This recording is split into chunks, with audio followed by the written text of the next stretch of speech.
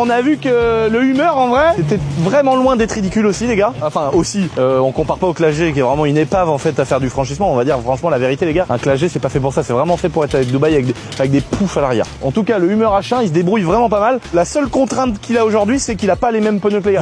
Faut quand même dire qu'on compare ça avec des pneus à crampons de malade comme les gars là-bas c'est des pneus de tracteur. Et donc je pense que c'est le seul petit truc qui fait qu'aujourd'hui on pourrait l'améliorer vraiment en lui mettant des gros pneus. Mais franchement même les gars qui ont l'habitude depuis des années de faire du 4x4 sont quand même assez étonné de voir ses capacités de franchissement, même si les ponts ils croisent pas de ouf, sa grosse garde au sol en fait, le fait qu'il passe à peu près partout, qu'il frotte pas trop en dessous, je suis assez étonné. Donc les gars, le Hummer H1 c'est validé. Pour l'instant, le X3 il est survalidé par rapport aux capacités qu'il est censé avoir. Le H1 incroyable, le Clagé on l'a éliminé.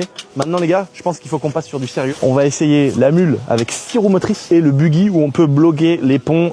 C'est fait pour aller vite, mais il y a aussi des vitesses lentes et des blocages de différentiel.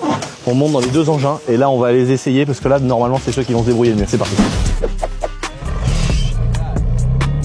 On vous fait la petite fiche technique les gars quand même pour le kiff. La mule 6x6. On est sur un bicylindre moteur de quad 1000 cm3 100 chevaux les amis. Reprogrammé par Shiftech pour avoir un poil plus de puissance et débrider la vitesse qui est normalement limitée à 45 km/h, on passe à 110. On est différentiel à l'avant bloquable, 6 roues motrices. Par contre à l'arrière on est différentiel automatiquement bloqué à l'arrière. On peut juste intervenir sur le train avant et mettre que les 4 roues arrière en propulsion ou mettre l'ensemble avec les roues avant. Mais par contre à l'arrière les ponts sont bloqués. Il n'y a pas de glissement limité, de pont autobloquant etc. Dans tous les cas les 4 roues arrière tombent toujours en même temps. C'est pour ça que, pour ceux qui avaient vu les vidéos où on le présentait, quand tu braques sur toi-même dans de la pelouse, les roues intérieures elles grattent un peu et c'est un peu, ça force un peu plus. Mais par contre pour ce qu'on veut faire aujourd'hui, je pense qu'elle va très bien s'en sortir. Donc ça c'est le Trackster, c'est la mule, et ça nous sert tous les jours. Là on a privé notre équipe du bâtiment de ça parce qu'on en a plusieurs et tous les jours elles servent, tous les jours les bennes et bascules et tout. C'est vraiment hyper utile. Juste ici les gars, on a le Can-Am Maverick X3. Donc c'est la nouvelle version avec la boîte de vitesse séquentielle que je vous avais présentée, sur lequel j'avais eu quelques petites péripéties. Mais tout est réglé, maintenant ça fonctionne super bien. On est sur un 3 cylindres les amis en ligne, pas un billet en V. 3 cylindres en ligne, 1000 cm3 avec un énorme turbo préparé, c'est comme une prépa mais c'est d'origine parce que tu as des gros bruits de décharge de dump valve et tout. Et ça fait 250 chevaux d'origine reprogrammé par Shiftech à 300 chevaux avec boîte séquentielle 7 vitesses. Donc là on a des nouveaux débattements de suspension. Là niveau débattement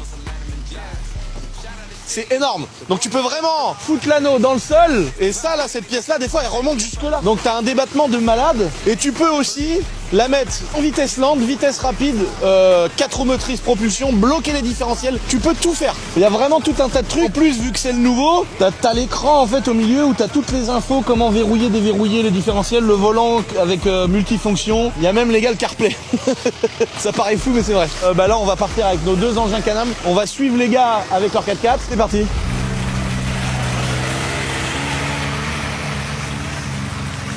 On n'est pas choqué du tout. Pour l'instant, ça se passe bien. Le X3, à mon avis, il va pas galérer. Il a des bons crampons aussi, mais pas aussi ouf que quand même les gars.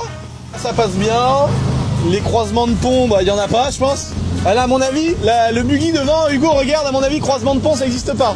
Oh, il y a même pas de croisement de pont, incroyable. Elle a une roue dehors quand même. Ah, c'est que là, il réclame que je mette la lente.